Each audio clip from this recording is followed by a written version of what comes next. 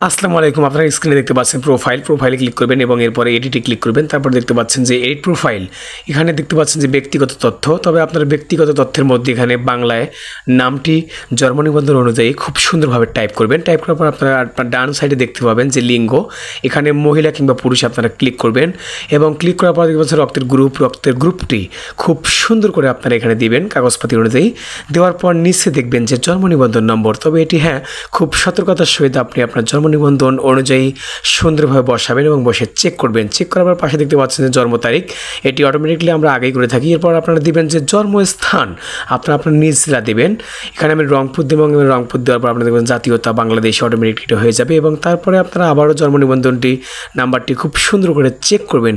এটি চেক করার পর আপনারা স্ক্রিনে দেখতে পাচ্ছেন সব ঠিক আছে কিনা দেখার পর এরপরে আপনারা মাউস স্ক্রল ডাউন কিংবা উপরে দেখতে পাবেন এবং নিচে পিতার তথ্য এখানে খুব সুন্দর করে আপনারা দেবেন। তবে একটি বিষয় লক্ষ্য করবেন, যদি পিতা কিংবা মাতা মারা যায় সেক্ষেত্রে আপনারা মৃততে ক্লিক করবেন।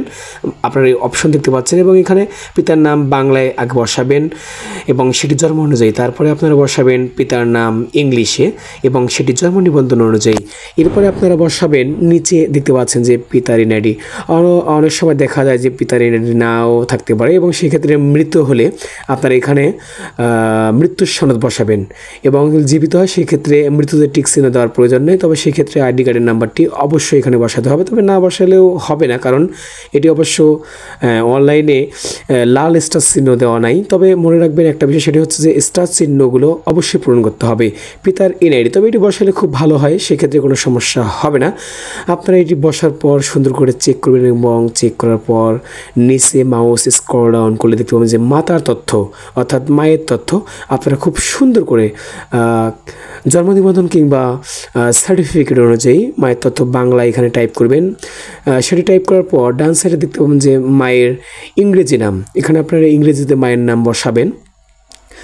সেটি সুন্দর করে বসে আপনারা জন্ম নিবন্ধন কিংবা সার্টিফিকেট অনুযায়ী চেক করে নেবেন। চেক করে নেওয়ার পর নিচে দেখবেন যে মাতার এনআইডি সেম সেভাবেই, যদি মৃত হয় সেক্ষেত্রে মৃত্যু সনদ নাম্বার লাগবে এবং যদি মৃত্যু না হয় এনআইডির নাম্বারটা বসাবেন। তবে বসালে ভালো এবং না বসালেও চলবে, সমস্যা নেই। সেক্ষেত্রে নিচে দেখবেন সে বিবাহিত কিংবা অবিবাহিত।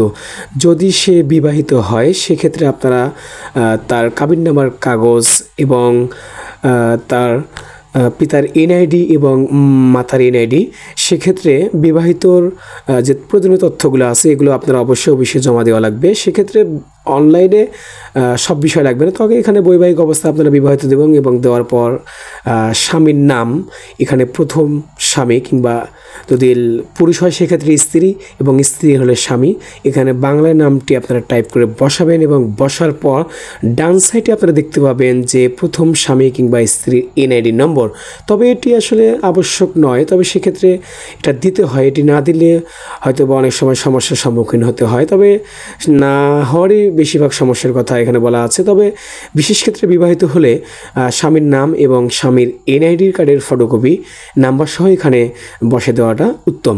আপনারা সুন্দরভাবে নাম্বারটি বসাবেন, বসার পর এবং সেটি জন্ম নিবন্ধন অনুযায়ী স্ক্রল ডাউন করে পুরো তথ্য চেক করবেন। চেক করার পর আবারও পরবর্তীতে ক্লিক করলে দেখতে পাবেন যে শিক্ষাগত যোগ্যতা, আপনাদের শিক্ষাগত যোগ্যতা অনুযায়ী আপনারা সেখানে ক্লিক করবেন। ক্লিক করার পর আপনারা পাশে দেখতে পাবেন যে পেশা আপনারা আপনার ইচ্ছে মতো আপনারা এখানে দিয়ে দিবেন, সব অপশনে আছেন এবং সেটি খুব সুন্দরভাবে দেখার পরে দেখবেন যে ধর্ম, এটা আসলে 100% দেখতে হবে এবং দেখার পর সেটি আবারও পরবর্তীতে ক্লিক করবেন এবং অবস্থান দেশের নাম বাংলাদেশ এবং তারপর দেখতে পাচ্ছেন যে ভোটার ঠিকানা বর্তমান প্লেসে ক্লিক করবেন এবং রংপুর বিভাগ, জেলা রংপুর, উপজেলা মিঠাপুর, পল্লী এবং আপনার ইউনিয়ন সঠিকভাবে এবং গ্রাম দেখতে পাচ্ছেন।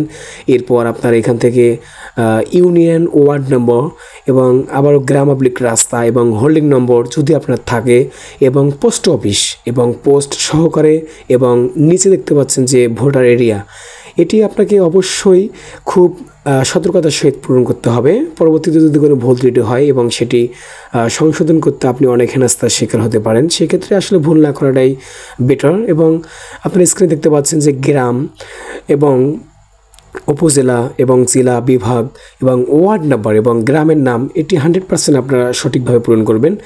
সেম বর্তমান ঠিকানার সাথে স্থায়ী ঠিকানা আপনারা মিলাবেন। দেখেন বিভাগ রংপুর, জেলা রংপুর, উপজেলা মিঠাপুকুর এবং RM পল্লী এবং ইউনিয়ন আপনারা খুব সুন্দরভাবে দিবেন, যে কোনো একটি আপনার জানা মতে। আমার এখানে লতিফপুর দিলাম এবং গ্রামের নাম আপনারা খুব সুন্দরভাবে দেখতেই পাচ্ছেন এখানে সব অটোমেটিকলি দেওয়া থাকবে, আপনারা শুধু ক্লিক করবেন। খোদ্দ শান্তিপুর এবং ইউনিয়ন ওয়ার্ড নাম্বারটা আপনাকে এখানে বসাতে হবে, এটি ভুল করা যাবে না কোনো ক্রমে। এবং গ্রাম খোদ্দ শান্তিপুর, বাসা, হোল্ডিং নাম্বার যদি থাকে আপনি বসাবেন। এখানে আপনি দেখতে পাচ্ছেন যে অন্যান্য অনেক সময় দেখা যায় যে অনলাইনে গ্রামের নামটি অনেক সময় ভুল থাকতে পারে, সেক্ষেত্রে আপনারা অন্যান্য গিয়ে আপনারা এখানে নামটি টাইপ করে দিতে পারেন। এবং ডান সাইডে আপনারা দেখতে পাচ্ছেন বাসা কিংবা হোল্ডিং নাম্বার থাকলে দেবেন, না থাকলে নাই। এবং পরবর্তীতে ক্লিক করবেন। ক্লিক করার পর আবার সাবমিট অপশনে ক্লিক করবেন। সাবমিট অপশনে ক্লিক করার পর ডাউনলোড অপশনে ক্লিক করবেন এবং ডাউনলোড অপশনে ক্লিক করার পর আপনার প্রয়োজনীয় কাগজপত্র সহকারে আপনারা নিজ উপজেলা অফিসে জমা করবেন।